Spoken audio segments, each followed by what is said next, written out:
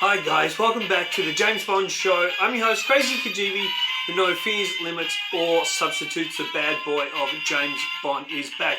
Now guys, I am back for part 2 of Bond 26, 2 years away. EON are lost. I hope you guys have checked out part 1. And please guys, more than anything, please like the video. It helps it raise the video up and the channel in the algorithms, and please subscribe to the channel if you haven't already. A little bit of housework I want to do before I get into this, and I know exactly where I left off yesterday, and I apologize for that. It was actually a lack of storage in my phone. That's why the video ran out. So I thought, you know what, I'll come back and I'll do a part 2 because this is a passionate subject that I really want to cover. Little bit of housework though. You guys will notice that 00 Scooby is not alongside me. Now, a little bit of news about him. Scooby's alive and he's well, but unfortunately, a couple of months ago, I found a lump on his left leg. Took him to the vet. That lump has been removed. I was asking for prayers and wishes from friends and family for him. Lump was removed. The operation was successful. I was completely shocked when I found the lump. You guys know what Scooby means to me. My friends and my family know what he means to me. He literally sleeps on the pillow next to me. He doesn't leave my side when I go to the shops. I go anywhere. He's sitting between my car door and on my knee. He's my life. He's literally like as close as a son that, a pet could ever be. So he is my world. He is good. He is well. However, there is probably a little bit of bad news.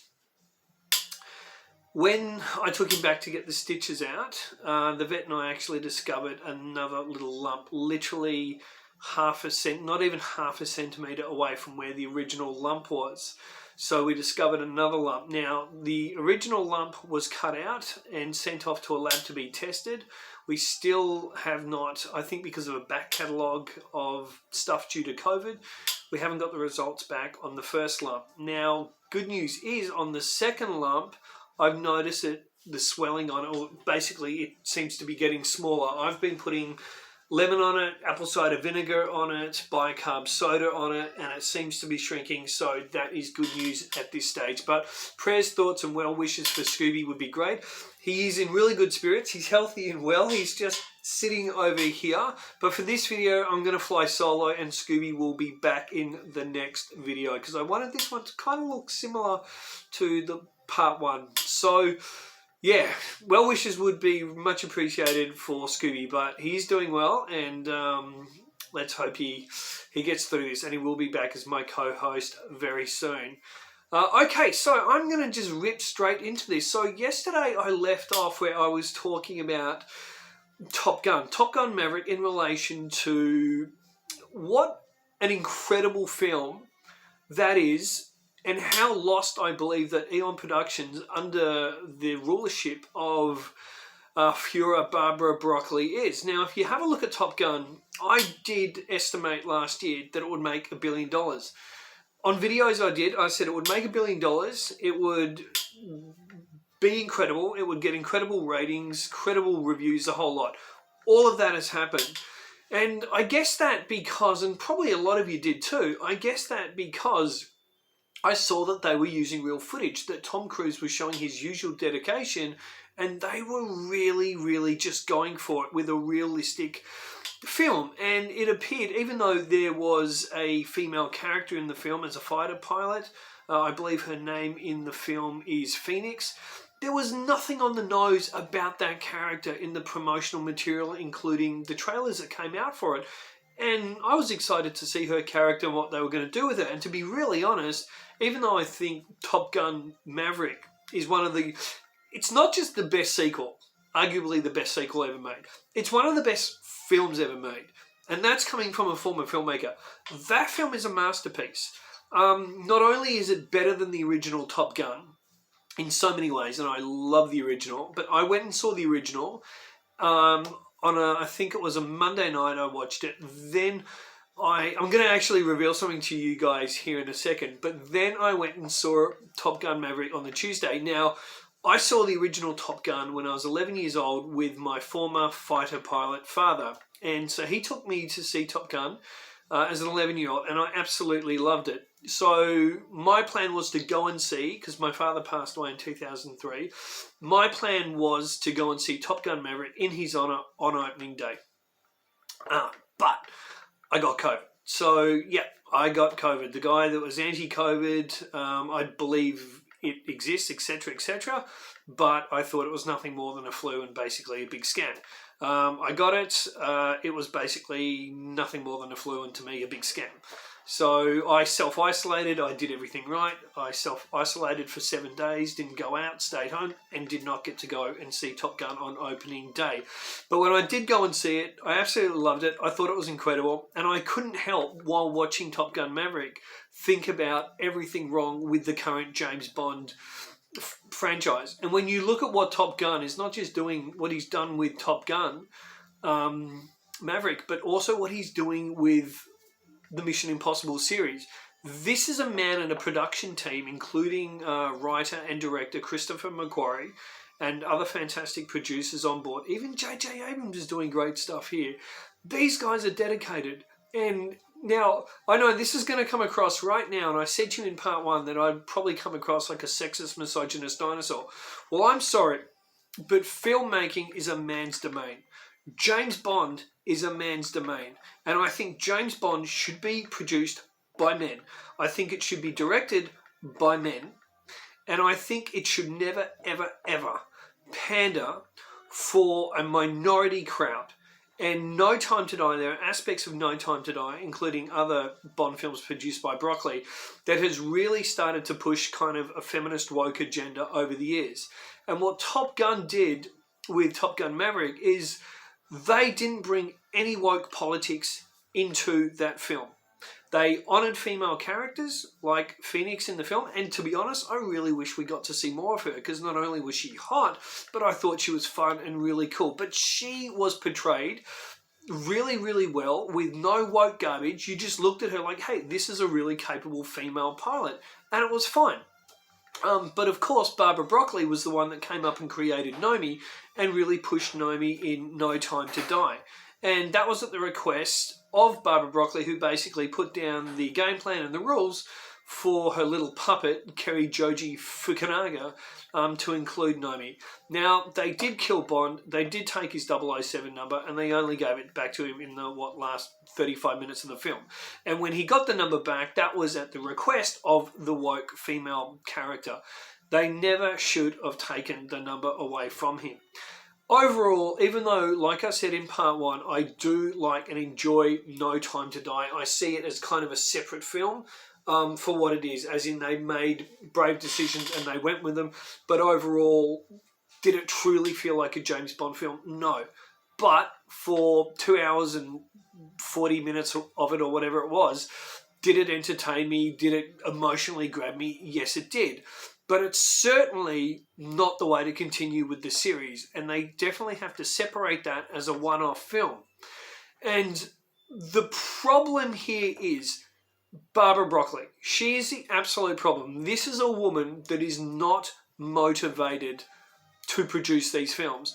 And the reason that you guys subscribe to this channel and watch my videos, and hopefully watch them right to the end, is you get no woke bullshit and you don't get fear. Now, I've watched, and I'll explain the fear in a moment, I've watched in the last 15, 24 hours, I've watched the other videos of the other James Bond channels, and they're all compromised. Most of them are compromised. You can tell that most of the hosts of these channels, and I really do like Dutch Bond Fan, I think his is the best on it, to be honest, and he's more upfront and honest than the others. But you can tell, even though the others really want to say some of the stuff I say, they don't have the guts to say it as I say it. But the number one thing that we're all the consensus is on is the lack of time that they've worked with these films. That's Scooby letting us all know he's here and probably once on the show. So in the 2 years, so as I said in part one, and the other channels have been saying, they capped off No Time to Die. They finished it at the end of 2019. But since then, the pandemic has been no excuse for the lack of productivity. They have had, it's going to be in a few months' time, in what, 3 months' time, it's going to be an entire, can you believe this, guys? An entire 3 years since they wrapped that film. 3 years. And Barbara Broccoli's coming out with, we don't know who's going to play Bond. We don't know what direction we're going to take James Bond, because this woman has this weird obsessive loyalty to Daniel Craig, and we don't want to do this and do that until he's out of the role. So you wasted a good part of 2 years because of you're obsessed with Daniel Craig. No, what you need to be obsessed with, Barbara Broccoli, is you need to be obsessed with producing the James Bond films. And an actor who you obviously have some weird crush on doesn't come before the fans and the franchise. And this is why Mission Impossible and Top Gun are not only so successful, but now beloved by fans, because the people behind them are making those films for the fans. Top Gun was made for the fans. And if you have a look at the trailer for Mission Impossible Dead Reckoning Part 1, there are tropes, there are things in there that, especially the little yellow car, is very reminiscent of the Citroen 2CV from 4 Your Eyes Only. There's train fights and everything. And you look at that and you think, that's what Bond used to be like. That's the excitement we used to have for James Bond. But now we've got these long-winded plots. And I was thinking about this today. And hear me out here. From 2006, and even though people bag Spectre, which I am going to do a video on, really explaining why Spectre is not the horrible film people think. But from 2006, Casino Royale, after Casino Royale, so from 2006 to 2015, we did not get a real James Bond film. We did not get a Bond film.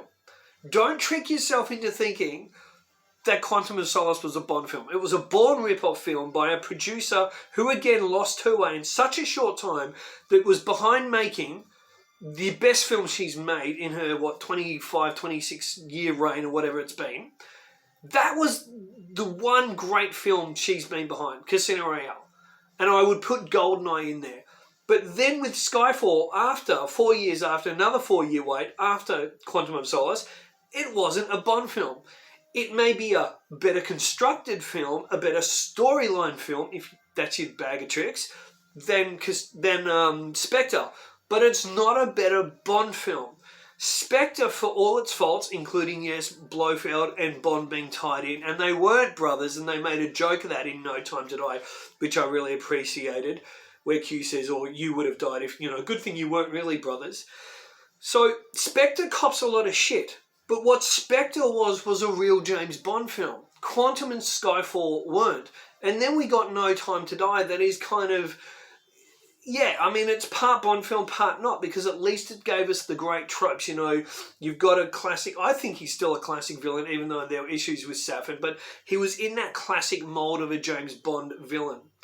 But they've done the big drawn-out emotional stuff. They've done that. What they need to do is they need to say, okay, we're going to stop with the theatre stuff. We're going to stop with producing TV series like the new one they're doing with Amazon. And Barbara Broccoli needs to decide whether she wants to make these films anymore. Because a 5-year wait is absolutely disgusting. Now, my prediction was that they would announce a casting in 2023 and that they would go into the production at the end of 2023 and we would get Bond 26 in 2024. That looks like that's not going to happen for absolutely no reason other than complacency and laziness and some weird saturated mental fog she has for Daniel Craig. And it is wrong. Now, she needs to be honest. Obviously, Michael G. Wilson has lost a step, but if she's not up to the game anymore, she needs to walk away from the James Bond franchise and hand it over to some men who have the energy and the cojones to make a classic James Bond film in the mold Ian Fleming created it in. That's what I've got for you guys for part 2. Please let me know in the comments section what you think of this video, what you think of my thoughts. Please leave your thoughts as well, guys. I read all your comments. Please drop a like, please subscribe, and more than anything too, please share the video. I would love to get I'm going to take this channel serious again. I'm back on the channel. I'm going to come back here full time, and I want to get this channel up to 1,000 subscribers by the end of the year. So please help us with that by sharing around. Take care, guys. Till next time, keep on bonding and say hi to your mum for me.